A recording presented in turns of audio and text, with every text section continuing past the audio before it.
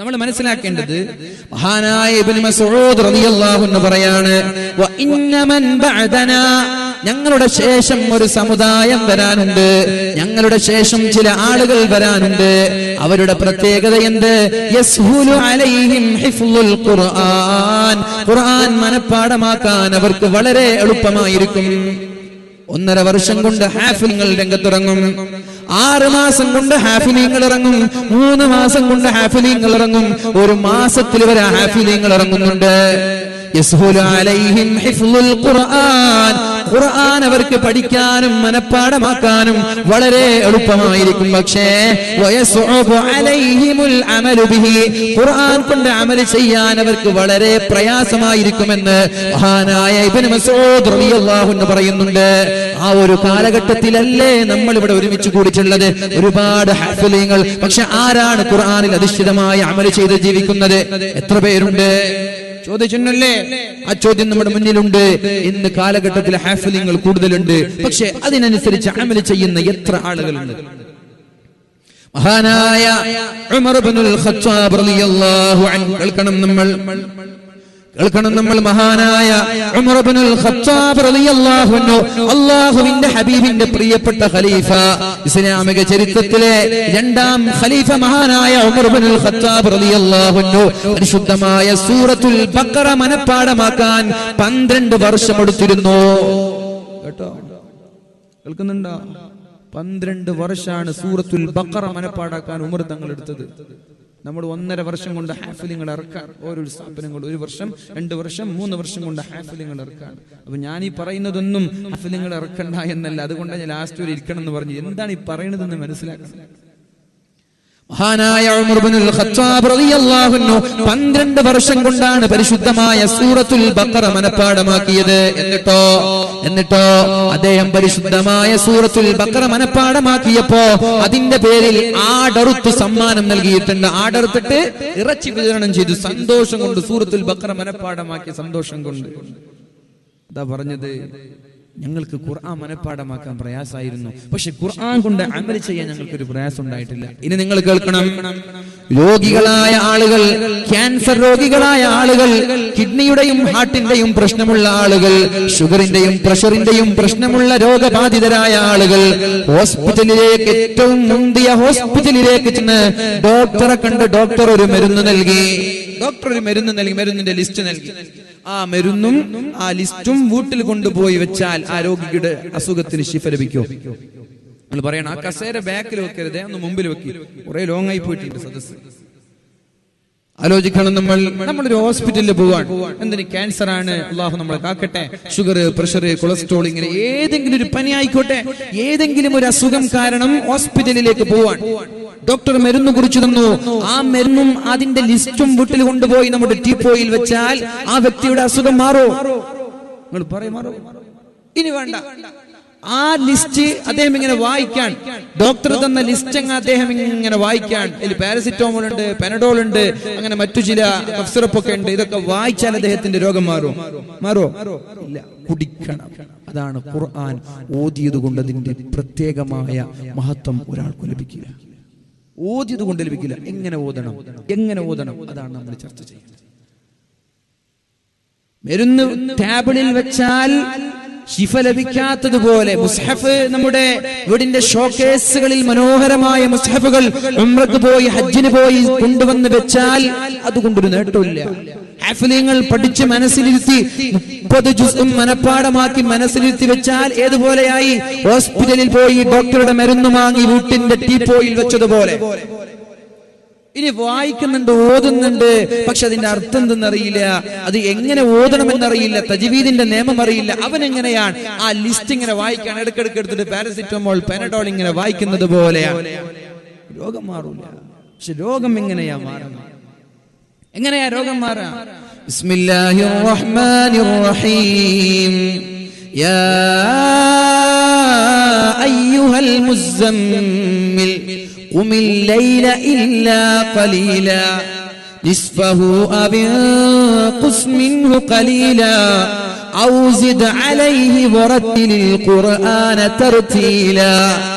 അല്ലാഹുവിന്റെ ഹബീബായ മുത്ത് റസൂലുള്ളാഹി സ്വല്ലല്ലാഹു അലൈഹി വസല്ലം ഹിറാ ഗുഹയിൽ ഏകാന്തനായിരിക്കുമ്പോഴാണ് അല്ലാഹു തആല മഹാനായ ജിബ്രീൽ അലൈഹിസ്സലാമിനെ പറഞ്ഞേക്കുന്നത്.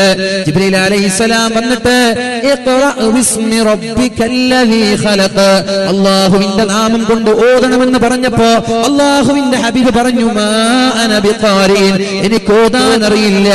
അണച്ചു ചേർത്ത് വേദന സഹിച്ച് പേടിച്ച് വിറച്ചുകൊണ്ട് തന്റെ വീട്ടിലേക്ക് കടന്നു വന്നിട്ട് ഖദീജയോട് പറയാണ്, തന്റെ പ്രിയപ്പെട്ട പത്നിയോട് പറയാണ്,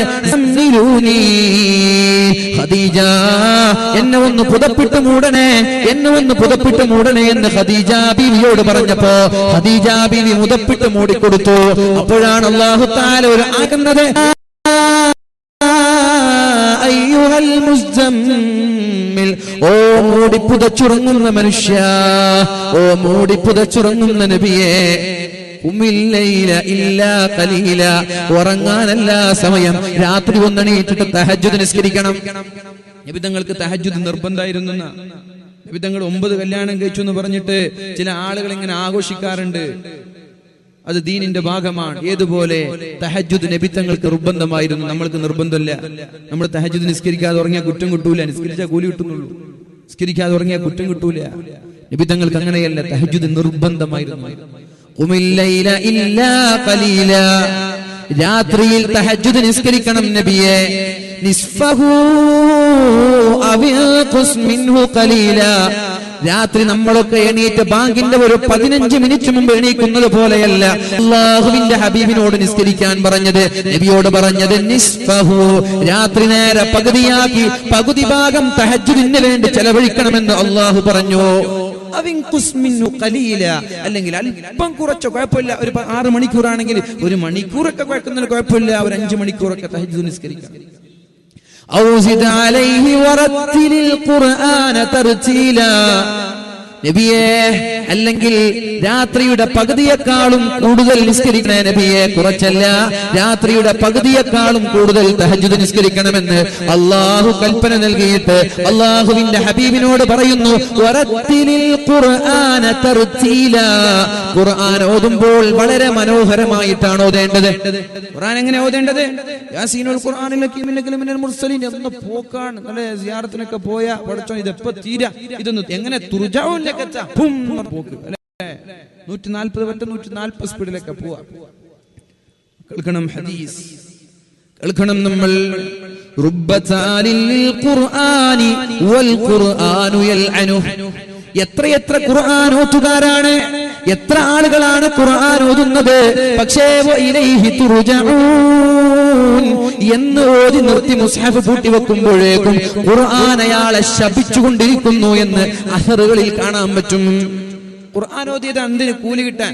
ഖുർആൻ ഓതിയിട്ട് മുസ്ഹഫ് പൂട്ടി വെക്കുമ്പോ ഖുർആൻ അയാളെ ശപിക്കാൻ, അല്ലാഹു നിന്നെ ശപിക്കട്ടെ, ലഅനകല്ലാഹ്, അല്ലാഹു നിന്നെ ശപിക്കട്ടെ ഖുർആൻ പറയാൻ. ഖുർആൻ, എത്രയെത്ര ഖുർആൻ ഓതുകാരാണ്. എങ്ങനെയാണ് ഖുർആൻ ഓതേണ്ടതെന്ന് പഠിക്കാനാണ് ഈ ഒരു വിഷയം നിങ്ങളിലേക്ക് ഞാൻ ഇട്ടു തരുന്നത്. ഖുർആൻ ക്ലാസുകളുടെ പ്രസക്തി എന്ത് എന്ന് മനസ്സിലാക്കാൻ നിങ്ങളുടെയൊക്കെ സപ്പോർട്ട് ഉണ്ടെങ്കിൽ, നിങ്ങൾക്കൊക്കെ താല്പര്യമുണ്ടെങ്കിൽ ഇൻഷാ അല്ലാഹ് ഈ ഒരു ക്ലാസ് പ്രൗഢമായി മാസത്തിലൊരു തവണ തുടരണമെന്ന് ആഗ്രഹമുണ്ട്. നിങ്ങളുടെ താല്പര്യം പോലെ ചിലപ്പോൾ ഒരു മാസത്തിലൊരു തവണ, അല്ലെങ്കിൽ വർഷത്തിൽ ഇതേപോലെ അടുത്ത വർഷം ഒരു വാർഷികമായി തുടരാൻ എല്ലാവർക്കും താല്പര്യമൊക്കെ ഉണ്ടെങ്കിൽ, സജീവമായി പങ്കെടുക്കുമെങ്കിൽ വളരെ വിശാലമായ ഒരു ഓഡിറ്റോറിയത്തിൽ നല്ല ഓൺലൈൻ സജ്ജീകരണങ്ങളൊക്കെ നൽകി എല്ലാ മാസത്തിലും ഒരു സൂറത്ത് ബേസാക്കി തുടങ്ങണം എന്നുള്ള ആഗ്രഹം ഇമാമക്കുണ്ട്. നിങ്ങളൊക്കെ സപ്പോർട്ട് ചെയ്യുന്നതൊക്കെ താല്പര്യം ഉണ്ടെങ്കിൽ. പക്ഷേ നല്ല ആവേശത്തോടെ ഏറ്റെടുത്തിട്ട് 2 മാസം 3 മാസമൊക്കെ കഴിയുമ്പോൾ പിന്നെ ഇങ്ങനെ ആളിങ്ങനെ കുറഞ്ഞു പോകാൻ പാടില്ല, അത് നടക്കാൻ പാടില്ല.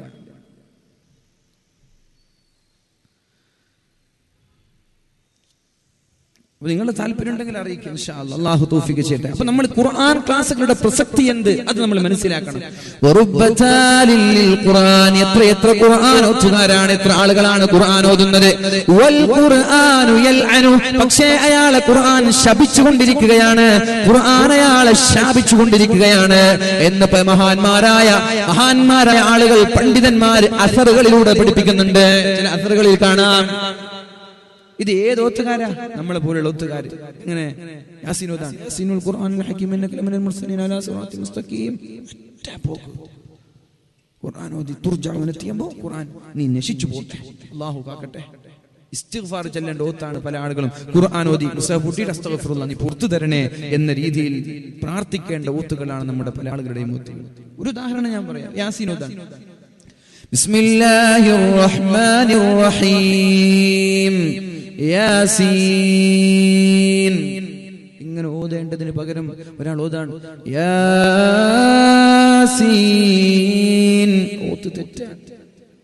ഓത്ത് തെറ്റാണ്. അവിടെ യാ എന്ന് 5 6 ഹറക്കത്തിന്റെ നീട്ടാൻ പാടില്ല, 2 ഹറക്കത്ത്. യാസീൻ യാസീൻ അത് പറ്റൂല. സ്റ്റൈലാക്കിട്ട് ഓതൽ അവിടെ നടക്കൂല. തജ്വീദ് പഠിക്കണം. ഖുർആൻ ഫാത്തിഹ ഓതാണ് അൽഹംദുലില്ലാഹി റബ്ബിൽ ആലമീൻ. അൽഹംദു എന്ന് ചൊല്ലേണ്ട സ്ഥലത്ത് അൽഹംദു എന്ന് പറഞ്ഞാൽ നിസ്കാരം സ്വഹീഹല്ല, ഫാത്തിഹ ശരിയല്ല.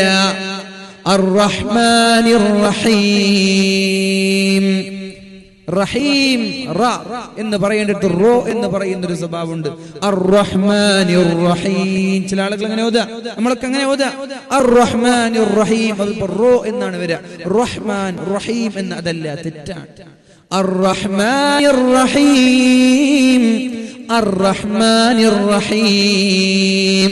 ഇതൊക്കെ പറഞ്ഞ് നിങ്ങളെ വസ്വാസ് ഉണ്ടാക്കാനല്ല ഞാൻ പറയുന്നത്. പഠിക്കൽ നിങ്ങളുടെ ബാധ്യതയാണ്, പറയൽ എന്റെ കടമയാണ്. ഇത് പറയാതെ പോകാൻ പറ്റൂലല്ലോ, ഇത് പഠിക്കാതെ രക്ഷപ്പെടാനും പറ്റൂല. എന്തേ പഠിക്കാത്തത്? ഞാൻ ചോദിക്കട്ടെ, എന്തേ തജ്വീദിന്റെ നിയമം പഠിക്കാത്തത്? സിനിമ കാണാനും സീരിയൽ കാണാനും പാട്ട് കാണാനും കളികൾ കാണാനും സംഘടിപ്പിക്കാനും സമയം ലഭിച്ച നമ്മൾക്ക് എന്തേ പരിശുദ്ധ ഖുർആനിന്റെ തജ്വീദ് പഠിക്കാൻ സമയം ലഭിക്കാത്തത്?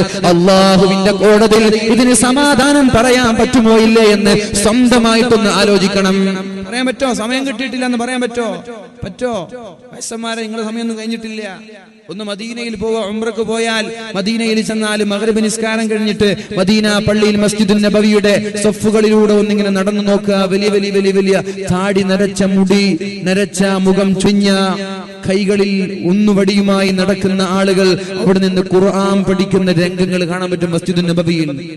നമ്മുടെ നാട്ടിൽ 20 വയസ്സ് കഴിഞ്ഞാൽ പിന്നെ പഠിച്ചു കഴിഞ്ഞ് പിന്നെ പഠനമില്ല, പിന്നെ പ്രവാസ ലോകം, പിന്നെ ഗൾഫാണ്, പിന്നെ അങ്ങനെ പൈസ ഉണ്ടാക്കാന്നുള്ള ചിന്ത.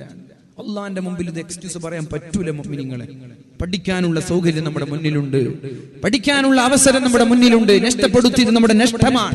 അള്ളാഹു ചോദ്യം ചെയ്യും. തജ്വീദിന്റെ നിയമപ്രകാരമാണ് ഖുർആൻ വേണ്ടത്. അത് പഠിക്കാനാണ് നമ്മുടെ തഫ്സീർ ക്ലാസുകൾ, ഖുർആൻ ക്ലാസുകൾ അതിനു വേണ്ടിയാണ്. ഇനി പോട്ടെ, ഇനി ഖുർആനിന്റെ ക്ലാസുകളിലേക്ക് വന്നിരിക്കാൻ നിങ്ങൾക്ക് കഴിയുന്നില്ലെങ്കിൽ ഒന്ന് യൂട്യൂബിൽ ചെന്നാൽ ഇഷ്ടം പോലെ ഖുർആൻ പഠിപ്പിക്കുന്ന ക്ലാസുകളില്ലേ, തജ്വീദ് പഠിപ്പിക്കുന്ന ക്ലാസുകളില്ലേ. ഖുർആനിന്റെ ഏത് സൂറത്താണോ നിങ്ങൾക്ക് പഠിക്കേണ്ടത് ആ സൂറത്ത് പഠിക്കാനുള്ള സംവിധാനങ്ങൾ നിങ്ങളുടെ വിരൽ തുമ്പിലുണ്ടാകുമ്പോ നാളെ മഹ്ശറ വൻസഭയിൽ അല്ലാഹു ചോദിക്കുമ്പോ എന്ത് മറുപടിയാണ് നമ്മളൊക്കെ പറയുക? സഹോദര സഹോദരിമാരെ, എന്ത് മറുപടിയാ പറയാ? ചെറുപ്പക്കാരാ, അതുകൊണ്ട് പഠിക്കാൻ കഴിഞ്ഞില്ല, ഞങ്ങൾ കോളേജിൽ പോയില്ലല്ലോ, ഞങ്ങൾ ദർസിലേക്ക് ചേർന്നില്ലല്ലോ, ഞങ്ങൾ മദ്രസയിലേക്ക് പോയില്ലല്ലോ, അത് പറയരുത്. അത് പറയാനുള്ള അവകാശം നമ്മൾക്കില്ല. പഠിക്കാനാണ് ഈ സദസ്സുകൾ ഒരുമിച്ച് കൂടുന്നത്. ഇതുപോലെ ഖുർആൻ ക്ലാസുകൾ ഒരുമിച്ച് കൂടുന്നത് പഠിക്കാനാണ്. എത്ര 4-5 പെണ്ണുങ്ങളല്ലാതെ എവിടെ ചെറുപ്പക്കാരന്റെ നമ്മുടെ വാലിന്റെ സദസ്സിലേക്ക് വളരെ താല്പര്യത്തോടെ കടന്നു വരാത്തത്? ഈ ലോകം അസ്തമിക്കാനുള്ളതാണ്, ഈ ലോകം നശിക്കാനുള്ളതാണ്. അല്ലാഹു തആല നാളെ മഹ്ശറ വൻസഭയിൽ ചോദിക്കുമ്പോ സമാധാനം പറയാൻ പറ്റുമെങ്കിൽ ചെയ്തോളൂ, നിങ്ങളിലേക്ക് ഞാൻ മുട്ടുതരാണ്. അല്ലാഹു നമ്മെ കാക്കുമാറാവട്ടെ. അപ്പൊ ഖുർആൻ ഓതേണ്ടത് വറത്തിലിൽ ഖുർആന തർതീല. ഖുർആൻ വളരെ മനോഹരമായി തജ്വീദിന്റെ നിയമപ്രകാരമാണ് ഓതേണ്ടതെന്ന് വളരെ വ്യക്തമായി ഖുർആൻ നമ്മോട് പഠിപ്പിക്കുന്നുണ്ട്, വളരെ വ്യക്തമായി പഠിപ്പിക്കുന്നുണ്ട്. യാസീൻ വൽ ഖുർആനിൽ ഹകീം. ഒരുപക്ഷേ നല്ല മാധുര്യത്തോടെ നല്ല ശബ്ദത്തോടെ ഓതാൻ നിങ്ങൾക്ക് കഴിഞ്ഞില്ലെങ്കിലും അതിന്റെ തജ്വീദിന്റെ നിയമപ്രകാരം ഓതാൻ എല്ലാവർക്കും കഴിയൂലേ? അതിൽ ചില മദ്ദുകളുണ്ട്, ചില സ്ഥലത്ത് നിർത്തേണ്ടതുണ്ട്, ചില സ്ഥലത്ത് നീട്ടേണ്ടതുണ്ട്, ചില സ്ഥലത്ത് മണിക്കേണ്ടതുണ്ട്, ചില സ്ഥലത്ത് മണിക്കാതെ ഓതേണ്ടതുണ്ട്. നിങ്ങൾ ശ്രദ്ധിച്ചോ എന്നറിയൂല, പരിശുദ്ധമായ സൂറത്ത് യാസീൻ ഓതുമ്പോൾ നിർബന്ധമായി നിർത്തേണ്ട ഒരു സ്ഥലമുണ്ട്. നിങ്ങൾ നിർത്താറുണ്ടോ? നിർബന്ധമായിട്ട് നിർത്തണം. നിങ്ങൾ ആരെങ്കിലും നിർത്താറുണ്ടോ? നിർത്താറുണ്ടോ? നിർബന്ധമാണ്. വഖഫ് ലാസിം, നിർബന്ധമായിട്ടും വഖഫ് ചെയ്യേണ്ട സ്ഥലം. നമ്മൾക്ക് അറിഞ്ഞിട്ടേ ഇല്ലല്ലോ ഉസ്താദ്, എന്തേ പഠിക്കാത്ത ചോദ്യതാണ്. എന്തേ പഠിക്കാത്ത? എവിടെയാണത്? وذللناها لهم فمنها ركوبهم ومنها يأكلون ولهم فيها منافع ومشارب أفلا يشكرون واتخذوا من دون الله آلهة لعلهم ينصرون لا يستطيعون نصرهم وهم لهم جند محضرون فلا يحزنك قولهم. അവിടെ നിർത്തണം. അവിടെ വഖഫ് നിർബന്ധമാണ്. നിർത്താതെ ഓതാൻ പാടില്ല. എത്ര ആളുകൾ ഇത് ഓതുന്നുണ്ട്? സിയാറത്ത് കഴിഞ്ഞിട്ട് വന്നവരല്ലേ, യാസീൻ ഓതി വന്നവരല്ലേ, എത്ര ആളുകൾ ശ്രദ്ധിച്ചിട്ട്. ലൻ തനാലുൽ ബിർറ ഹത്താ തുൻഫിഖു മിമ്മാ തുഹിബ്ബൂൻ. നമ്മൾ ഏറ്റവും ഇഷ്ടമുള്ളത് കൊടുക്കുമ്പോഴാണ് അല്ലാഹു പൂർണ്ണമായ പ്രതിഫലം തരിക. അപ്പോൾ നമ്മൾ ചർച്ച ചെയ്തു വരുന്നത് പരിശുദ്ധമായ സൂറത്തു യാസീൻ നമ്മൾ പാരായണം ചെയ്യുമ്പോൾ മഹാനായ നമ്മുടെ സയ്യിദ് നേതൃത്വത്തിൽ ഒരു കൂട്ടുപ്രാർത്ഥന ഈ പരിപാടി കഴിഞ്ഞ ഉടനെ എവിടെയുണ്ട്. അതുകൊണ്ട് അതൊക്കെ കഴിഞ്ഞിട്ട് നമ്മൾ പോകാൻ പാടുള്ളൂ. നേരത്തെ തുടങ്ങിയത് എന്തിനാ? നേരത്തെ നിർത്താനാണ്. കാസർഗോഡ് ജില്ലയിൽ ഞാൻ മനസ്സിലാക്കിയെടുത്തോളം 10 മണിയാവാതെ ഒരു സ്ഥലത്തും വാദം തുടങ്ങാറില്ല. പക്ഷെ ഇന്ന് ശക്തമായ ഡിമാൻഡ് വെച്ചത് 10 മണിക്ക് പരിപാടി അവസാനിപ്പിക്കണമെന്നാണ്. ഇൻഷാ അല്ലാഹ് ഒരു 10-10:30 ആകുമ്പോഴെങ്കിലും ഈ പരിപാടി അവസാനിപ്പിക്കണം. അല്ലാഹു തൗഫീഖ് ചെയ്യട്ടെ. അപ്പൊ നമ്മൾ മനസ്സിലാക്കണം, ഫലാ യഹ്സൂക ഖൗലുഹും. അവിടെ നിർത്തണം സഹോദര, നിർബന്ധമാണത്. ഫലാ യഹ്സൂക ഖൗലുഹും ഇന്നാ നഅലമു മാ യുസിറൂന വമാ യുഅ്ലിനൂൻ. അത് നിർത്താതെ ഓതൽ തെറ്റാണ്. ഏതുപോലെ? ഫലാ യഹ്സൂക ഖൗലുഹും ഇന്നാ നഅലമു മാ യുസിറൂന വമാ യുഅ്ലിനൂൻ. അങ്ങനെ നിർത്താതെ ഓതൽ തെറ്റാണ്. വലിയ അർത്ഥവ്യത്യാസം വരുന്നുണ്ട്. അവിടെ വലിയ അർത്ഥവ്യത്യാസം വരുന്നുണ്ട്. അതുകൊണ്ട് ചില സ്ഥലങ്ങളിൽ വഖഫ് ചെയ്യൽ നിർബന്ധമായിരിക്കും, ചില സ്ഥലങ്ങളിൽ നീട്ടൽ നിർബന്ധമാണ്, ചില സമയത്ത് നീട്ടാതെ ഓതൽ നിർബന്ധമാണ്. ഇങ്ങനെ ഒരു സാഹചര്യമുണ്ട്. അതുകൊണ്ട് തജ്വീദിന്റെ നിയമം വറത്തിലിൽ ഖുർആന തർതീല, വളരെ ഭംഗിയായി മനോഹരമായി ചെറുപ്പക്കാരാ ഖുർആൻ ഓതണം. ഖുർആൻ ഓതിയാലുള്ള നേട്ടങ്ങൾ എന്തൊക്കെയാണ് നിങ്ങൾ മനസ്സിലാക്കിയോ എന്ന് എനിക്കറിയില്ല. പ്രത്യേകിച്ചിട്ട് ഈ കാസർഗോഡിന്റെ സാഹചര്യങ്ങൾ പ്രത്യേകമായി സ്പർദ്ധയുണ്ടാക്കി മതങ്ങൾക്കിടയിൽ ഭിന്നിപ്പുണ്ടാക്കി ലഹളകൾക്ക് തിരികൊളുത്തിക്കൊണ്ടിരിക്കുന്ന സാഹചര്യം, ഏത് സമയത്തും കൊലപാതകങ്ങൾ നടക്കാനുള്ള സാഹചര്യം, ഒന്ന് ധൈര്യമായി പുറത്തിറങ്ങാൻ പോലും നടക്കാൻ പോലും കഴിയാത്ത ഒരു സാഹചര്യത്തിൽ നമ്മുടെ ശരീരം അല്ലാഹു സംരക്ഷിക്കാൻ മറ്റുള്ള ആളുകളുടെ കൊലപാതകം നടത്തുന്ന ക്രിമിനലുകളായ ആളുകളുടെ ഫാസിസ്റ്റ് ദുർഭൂതങ്ങളുടെ ആ കരാളഹസ്തങ്ങളിൽ നിന്ന് രക്ഷപ്പെടാൻ നിങ്ങൾക്ക് ആഗ്രഹമുണ്ടോ? അല്ലാഹു പരിഹാരം പറഞ്ഞതെന്താ? വഇദാ ഖറഅതൽ ഖുർആന ജഅൽനാ ബൈനക വബൈനൽ ലദീന ലാ യുഅ്മിനൂന ബിൽ ആഖിറതി ഹിജാബൻ മസ്തൂറാ. നിങ്ങൾ ഖുർആൻ ഓതണേ. വഇദാ ഖറഅതൽ ഖുർആൻ, നിങ്ങൾ ഖുർആൻ ഓതണേ, നന്നായി ഖുർആൻ ഓതണം. ഏത് ഓതാണത്?